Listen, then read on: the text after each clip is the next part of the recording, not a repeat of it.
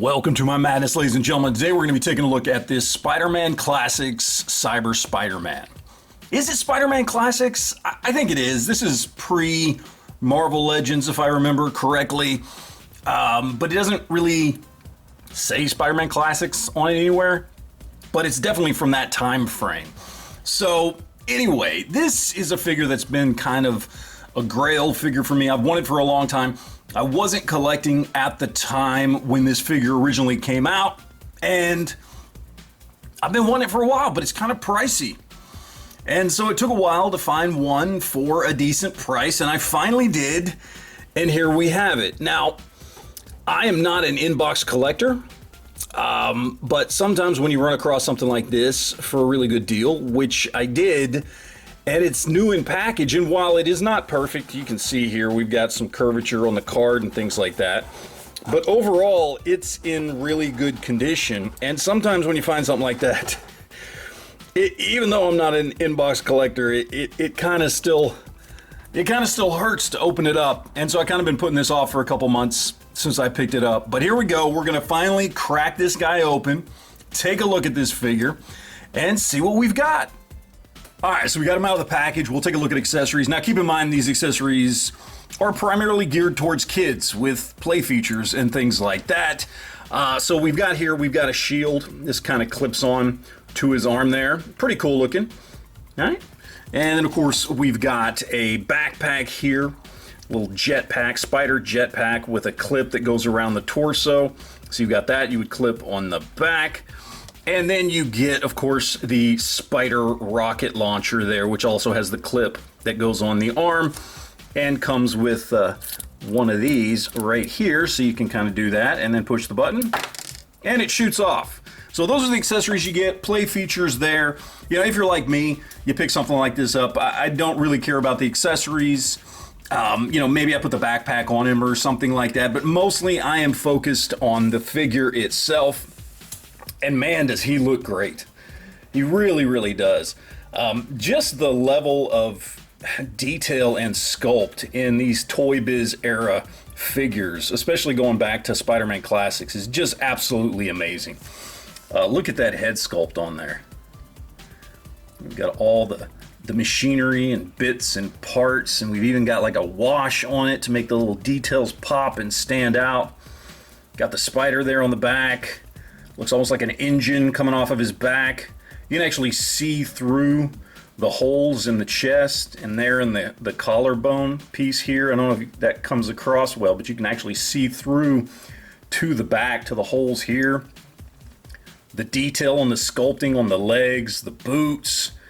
It is a fantastic looking figure. Look at the arms on that. They look great. This is a really, really well sculpted, well painted figure. And as far as articulation goes, I mean, it's older school Toybiz. So you do have things like the kind of hideous looking ball joint hips, but it's still excellent articulation that easily gives him as much movement as any modern figure does. So if you look past the aesthetics of those hips, the articulation is on point with what you would expect out of a figure in today's market, 20 years after this figure came out? So it's a gorgeous figure. I mean, it is a really, really beautiful figure. Even the details on the webbing there on the shoulder pads, the logo on the front, everything just looks absolutely amazing. You know, as I said, I've been wanting this guy for a really long time. Very glad I finally picked him up. I am not disappointed whatsoever because everything on it, as I can see it, is absolutely perfect. So let's go ahead, throw some other figures up with this guy, do some comparisons, and see how he stacks up. So first up, I do want to compare him to some other figures from this era of Toybiz Spider-Man Classics, and do not ask me what the name of these two Spider-Man figures are.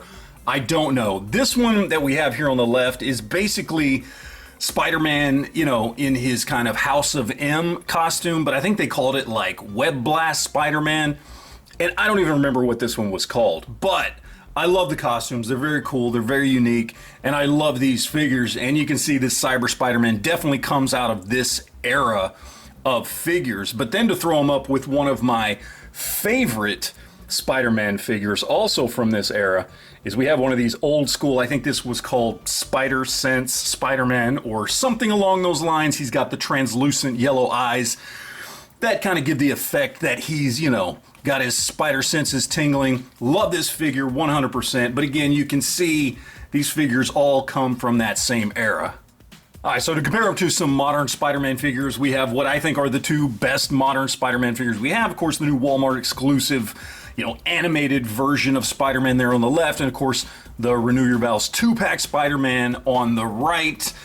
Obviously, the larger Renew Your Vows figure Spider-Man, which I've said before, I think is just too big of a figure for Peter Parker, is considerably bigger than this Cyber Spider-Man, but the smaller animated version, which I think is probably the perfect size for Peter Parker, is pretty much right in line. He might be just a hair taller than Cyber Spider-Man, but either way, I think it's Cyber Spider-Man, right? Like, he doesn't have to be the exact size of a 6-foot tall character. You know, he's missing a lot of meat and muscle and stuff there. It's all cybernetic, so I don't mind him being a little bit smaller, but all the figures from this era were smaller. I'm okay with it because I love this era, but either way, just looking at the sculpt and detail and paint on this guy, as great as these two modern Spider-Man figures are, this Cyber Spider-Man figure blows these two away.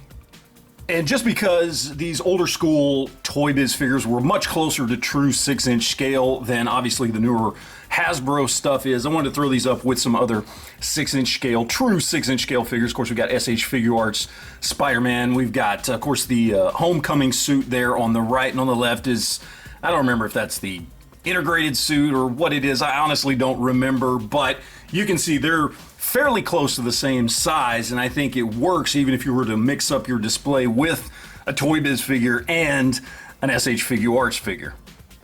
All right, so let's talk price on this guy. And obviously, since this is almost a 20-year-old figure, you're talking about secondary market prices, and this guy ain't cheap. Honestly, he goes somewhere in the neighborhood of $60 to $90 usually, and that can be in or out of the package. That can be with or without all the accessories. He is a rather sought-after Spider-Man figure, and I can completely understand why. It is a very, very cool figure. You know, even with all the accoutrement there for, you know, play action and playability for kids stuff, it's still pretty cool looking. And I can understand why a lot of people wanted this. Obviously, I wanted it, so I get it.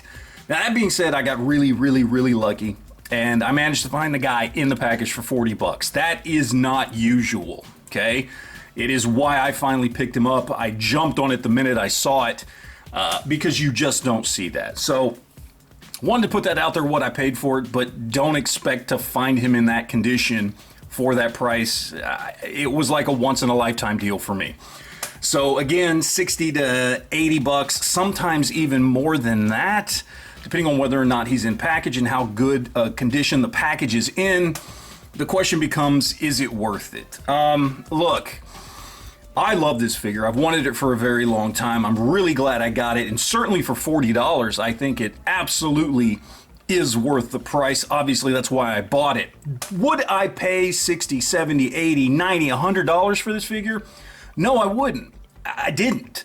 Because while it is a fantastic figure, in my opinion, I think this is an excellent figure. Maybe one of the best figures Toybiz ever produced, period, end of story. I just can't see it being worth that much money. I really, really can't. And I get it, collector value, it's not made anymore, I understand all that. But, like, I wouldn't spend that much money on him. As much as I wanted him, I waited till I found him for a good price, which took years, by the way, and honestly just came down to luck more than anything else. So, look, if this is a grail figure for you and you're okay with dropping 60 to 80 bucks on him, by all means go ahead and do it. I'm not going to tell you it's not worth it. I'm just going to say I didn't and wouldn't spend that much money on him. I would just hold off till you can find him a little bit cheaper. I would say I probably wouldn't have spent more than $50 on this guy, if I'm honest. So Is it worth the going rate right now? I kind of don't think so.